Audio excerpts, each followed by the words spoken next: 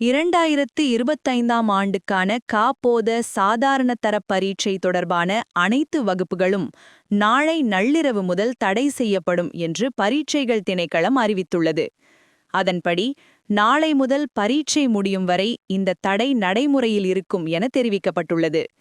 மேலும் பாடம் தொடர்பான விரிவுரைகள், கருத்தரங்குகள், பட்டறைகள் மற்றும் அனைத்து வகையான விளம்பர நடவடிக்கைகளும் இதில் உள்ளடங்கும் என சுட்டிக்காட்டப்பட்டுள்ளது. இந்த சட்டத்தை மீறும் அனைவருக்கும் எதிராக சட்ட நடவடிக்கை எடுக்கப்படும் என்றும் வலியுறுத்தப்பட்டுள்ளது.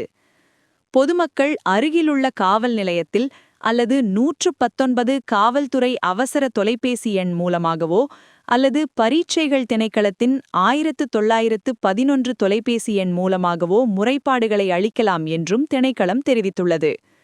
இதேவேளை காப்போத சாதாரண தர பரீட்சையை நடத்துவதற்கான அனைத்து ஏற்பாடுகளும் முடிக்கப்பட்டுள்ளதாக பரீட்சைகள் ஆணையாளர் நாயகம் இந்திகா லியனகே தெரிவித்தார்.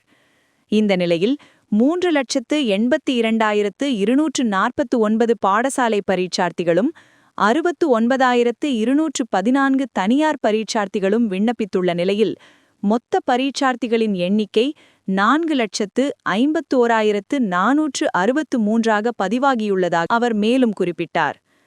2025ஆம் ஆண்டுக்கான காப்போத சாதாரண தர பரீட்சை பிப்ரவரி 17 முதல் பிப்ரவரி 26 வரை நடைபெறவுள்ளமை குறிப்பிடத்தக்கது.